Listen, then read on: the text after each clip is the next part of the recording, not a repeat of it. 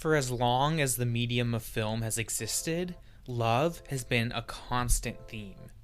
Every generation of moviegoers have their go-to romantic moments, whether it's Rick and Ilsa parting in the final moments of Casablanca, Jack teaching Rose how to be the king of the world in Titanic, Karen Holmes passionately kissing Sergeant Warden in From Here to Eternity, or Chiron sharing the beach with Kevin in Moonlight. In short, Hollywood knows how to tell a compelling romance.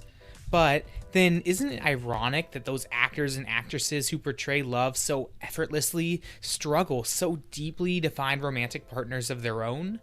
Where can the acting legends of Hollywood find true love? Luckily, they need only turn to the small screen.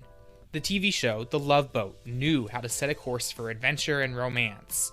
ABC's classic show The Love Boat aired 9 seasons, over 250 episodes, from 1977 to 1986, with more movie specials airing into the 90s. It didn't matter if the Hollywood legends who came to board the Pacific Princess were playing their romantic scenes comically or dramatically, or even perhaps if they were sailing well before they were a Hollywood legend. All that matters is that so many Hollywood legends set sail on The Love Boat. In fact, the Aaron Spelling produced show had more than 30 Academy Award-winning actors and actresses finding love on the open waters. Welcome to When the Pictures Got Bigger. And since it's right around Valentine's Day, it's the perfect time to showcase 5 of the greatest romances of The Love Boat, Oscar Winners Edition. After all, everyone knows that love is life's sweetest reward. Life's sweetest reward. Let it flow. It floats back to you. For now, let's travel back in time to October 29th, 1977. This is when The Love Boat booked their first Oscar winner on board, in only the 6th ever episode. The Love Boat episode 6 featured not 1, but 2 Oscar winners on their cruise to find love. And it's this episode that makes our list as the 5th place Love Boat episode featuring Oscar winners episode you have to see. That's a mouthful. The first Oscar winner in that episode was Patty Duke, featured in a segment called Take My Granddaughter, Please. She played the titular granddaughter, and her escort grandmother, who was doting and encouraging Duke to find love on the boat, she was played by fellow Academy Award winner Ruth Gordon. Patty Duke was the winner of a Best Supporting Actress Oscar in 1962, when she was just 15 years old, for the movie The Miracle Worker. Her grandmother, Gordon, was also a Supporting Actress winner for 1968's Rosemary's Baby. Gordon was the much more typical Love Boat guest star. She was a 5-time Academy Award nominee, twice for acting and thrice for writing. She turned 81 years old the day after her Love Boat episode aired, and she would have 7 more years of work in TV and film before passing away in 1985 at the age of 88. Take My Granddaughter, Please was a comedic segment. The granny, Ruth Gordon, doesn't approve of her granddaughter Shirley's love. Shirley, played by Patty Duke, meets up on the boat with her old high school beau, Dave King, who is played by another star of the 60s, Tab Hunter.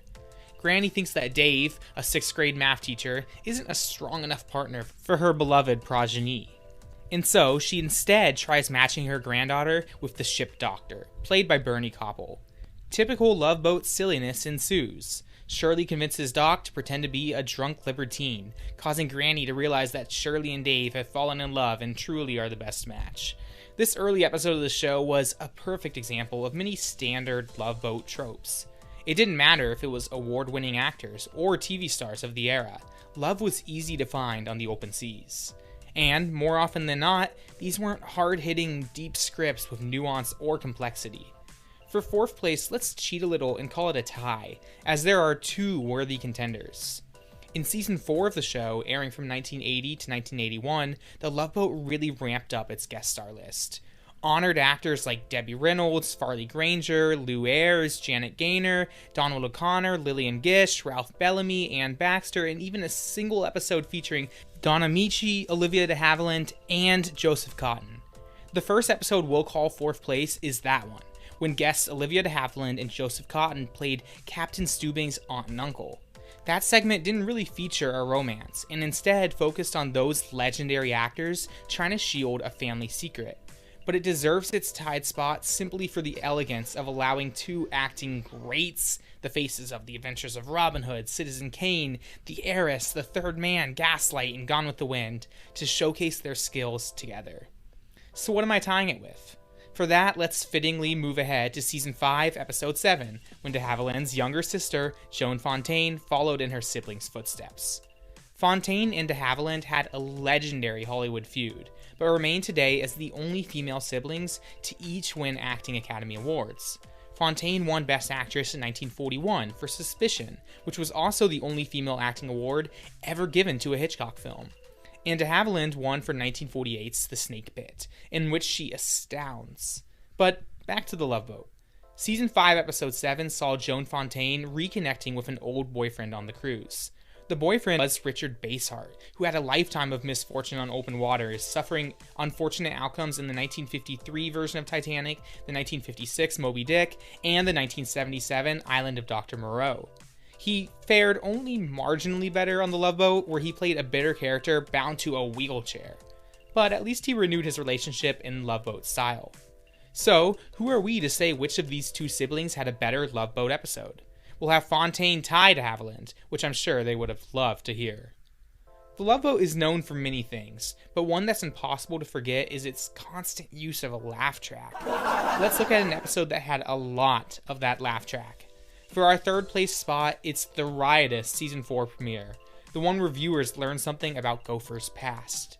In the episode, Gopher's fraternity buddy Rick Martin is on board, and he tells the ship's cruise director Julie the embarrassing nickname Gopher had in college, Strikeout Smith. Strikeout Smith because he never had any luck with women. Gopher tries to save face, thinking fast, and reveals to Martin that he's actually dating Julie now. Aww. And who's our guest star here playing the fraternity brother? The 24-year-old Tom Hanks. This was the two-time Oscar winner's first ever television appearance, airing just a few months after his film debut, the slasher flick He Knows You're Alone hit theaters. This episode is Love Boat humor at its best. Long-lost friends reunite with a little embellishment. Mishandled, it becomes bad slapstick, but treated properly and with the right actors, it certainly comes across as solid entertainment.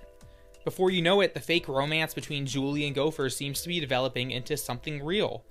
Hanks honestly doesn't get much airtime in the season premiere, but he displays a natural charm and wit that you can't hate, even if he is a bit of a cad.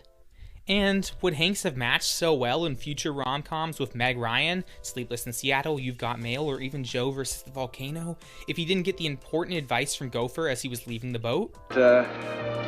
What's your secret? I mean, how did you get such a good thing going with Julie?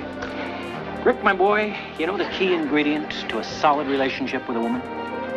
No. Start with a friend. Overall, this episode has just the right combination of humor with an important life lesson that it's well deserving of being the third best Love Boat episode featuring an Oscar winner.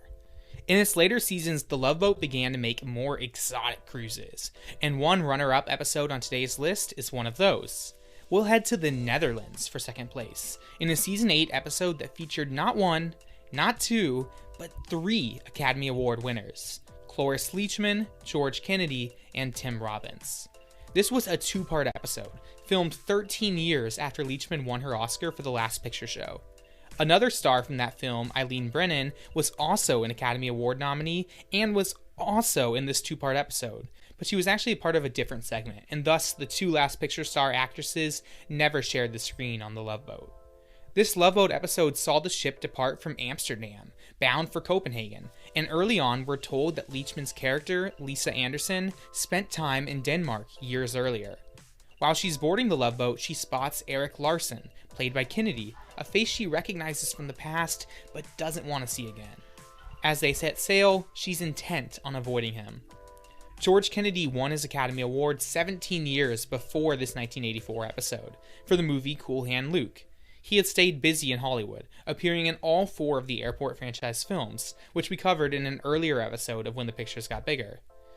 Now, the Love Boat was not always known for pushing dramatic boundaries. One time, Doc and Gopher almost came to blows over their pursuit of the same woman, only to learn that they were falling in love with different women who just happened to be identical twin sisters. And in another episode, the show tested how it handled sensitive issues by bringing Shara on as a guest character named April Lopez, an illegal stowaway on the ship. I don't believe Shara ever won an Oscar. Hang on, I'm checking the list. Chalamet, Channing, Chaplin, Chastain. Nope, no Shara. So we'll have to discuss her Love Boat appearance on a different video. But my point is, The Love Boat had some out there plots, but nothing would compare to Lisa Anderson and Eric Larson's complicated voyage to Copenhagen. Naturally, the two characters bump into each other before long. It's hard to avoid someone on a cruise ship, and something seems off. The pair agree to gather for evening cocktails, but before that happens, Leachman reminisces over a dog-eared photograph she brought on board the ship.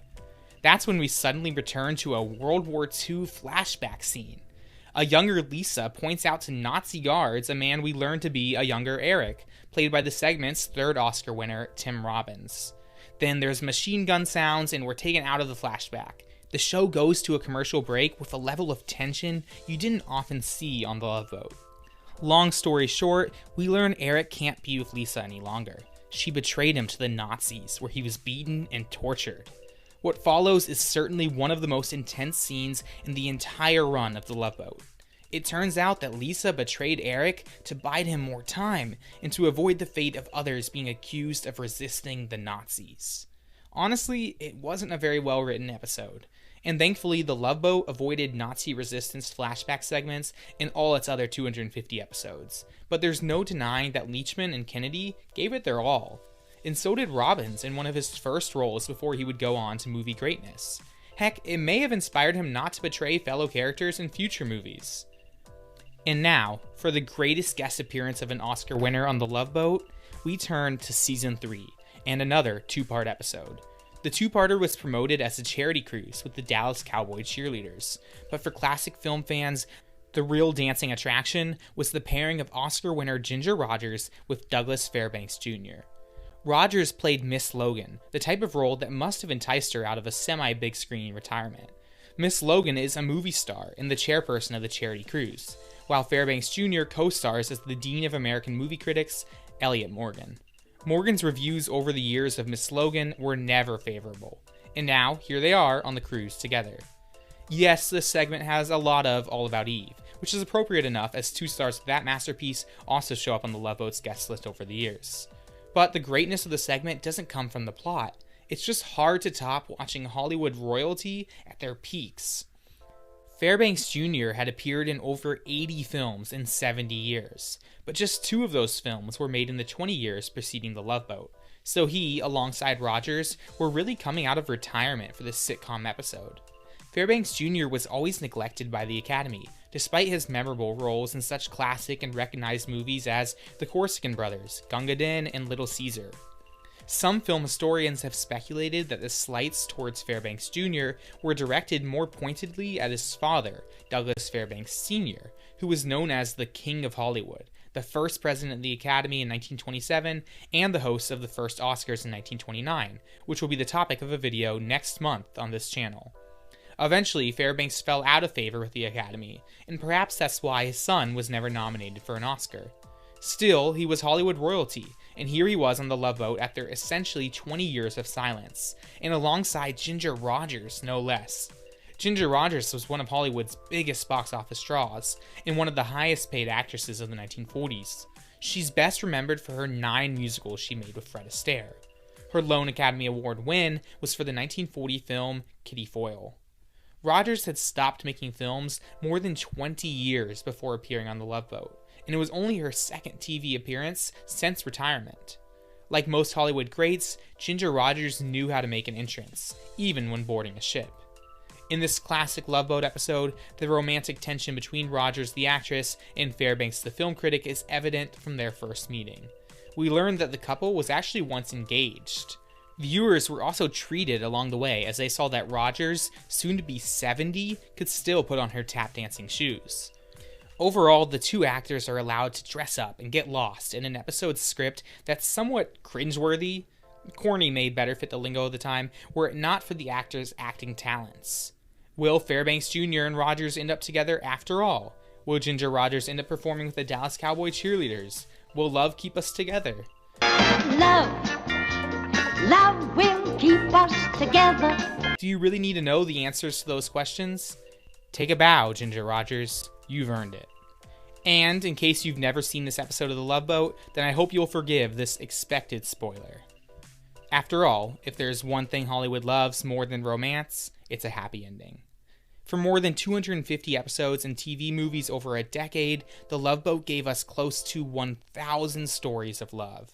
With dozens and dozens of Academy Award nominees and 30-plus Oscar winners setting sail on the Pacific Princess, there's no denying the impact that The Love Boat left on screen romance. But did I miss any of your favorite episodes? Which guest star appearances were the most memorable to you? Let me know in the comments below, so we can all discuss this great show together. Happy Valentine's Day, everyone.